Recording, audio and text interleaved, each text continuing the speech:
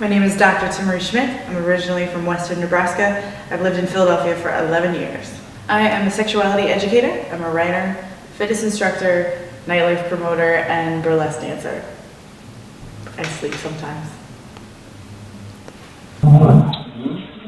I would like to open the discussion to the three speakers, and Philip asked me to ask some provocative questions.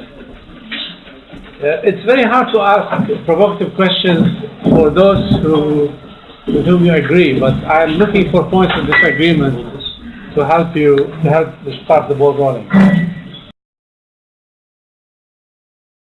I got into sexuality education because I found out it existed, that was a job that anyone did, that I could do.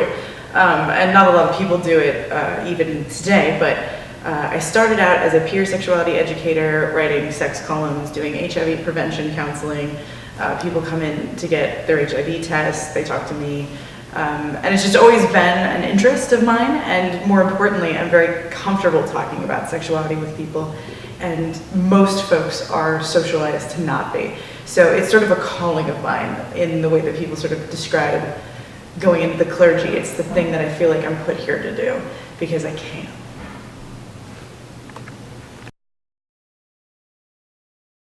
I got into burlesque about 7-8 years ago. I was originally a hip-hop dancer. I ended up getting a gig as a go-go dancer for Sisters, which no longer exists, R.I.P. But it was a lesbian bar in Philadelphia, and I got into burlesque very randomly, just auditioned for a couple of things, really loved it, and decided that the best way to see more of it was to do my own show and hire whoever I wanted to come and be in it. And I found that it was super enjoyable, and I could bring a lot of different types of people together. And then I had the power to diversify the way that burlesque had been done. It had been previously very segmented and segregated by style and different types of people. And I found that it was a lot more interesting when you bring different people together. So that's sort of always informed my perspective on it. And I've just gotten more and more involved and more in a role as a producer ever since. So I still perform like 4 times a week, basically, and have more shows than anyone else. Honeygasm is my signature show. It's the one that's named after me. My stage name is Honey Tree Evil Eye. Honeygasm is a very weird, sensual, decadent show, and it is not genre specific. So it's not all classical, all nerdlesque, anything.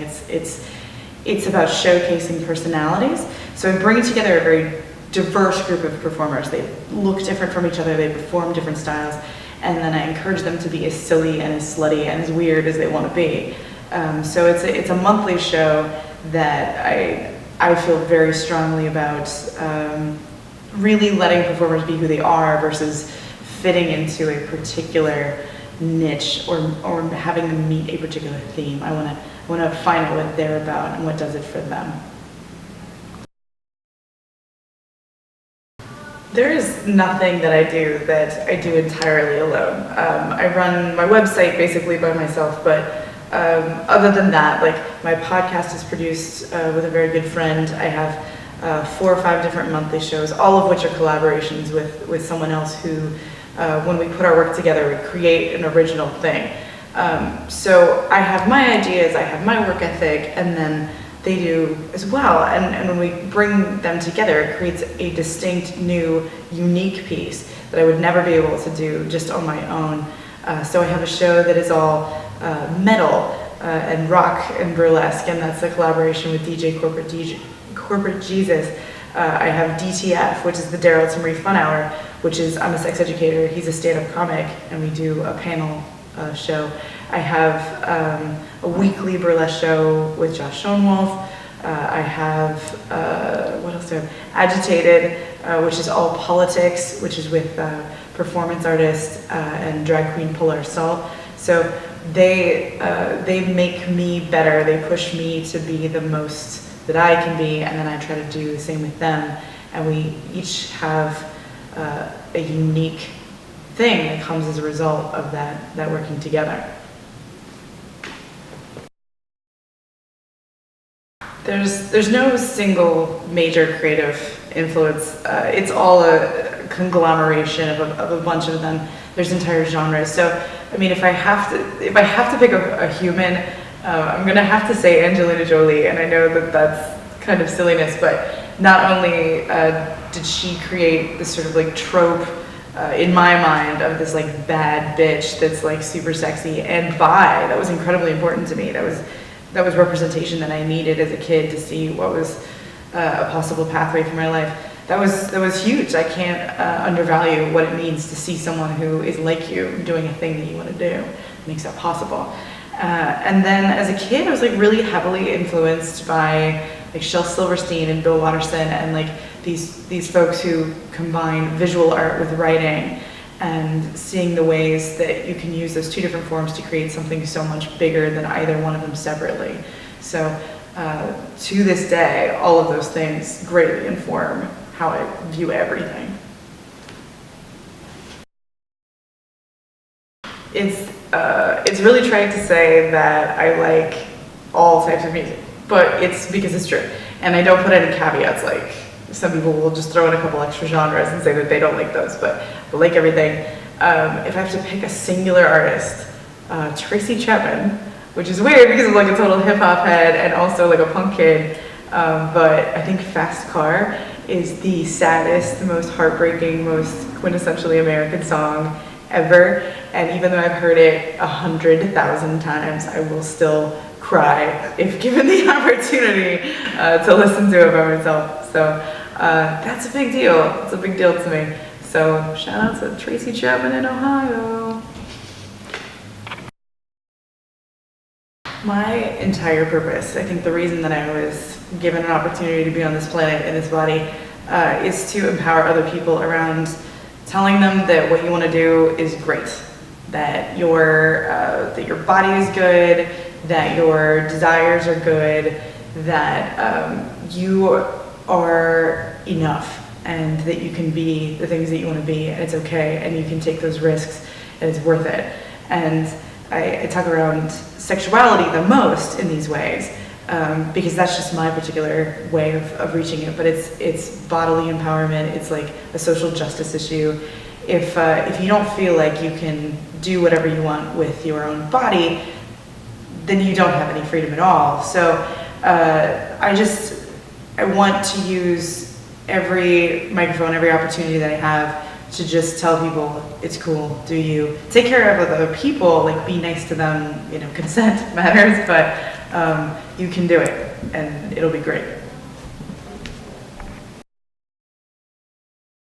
I love working with Josh. Not only is he like incredibly fun to work with and like just a personal friend of mine, but his work is just like stunningly quality every time. And the weird thing is I didn't originally know him as a creative. We knew each other in fitness first. So one day I was just like, hey, you want to do a shoot? And I'm like, yeah, sure. And I was like, where have you been hiding this? And like as a hustler, as a person who just constantly works, I see other hustlers like, I'll see you. So I really appreciate any opportunity to collab with somebody who's like talented and does their homework and just like shows up and is so consistent and so creative. So yeah, it's always an absolute pleasure to work with Josh.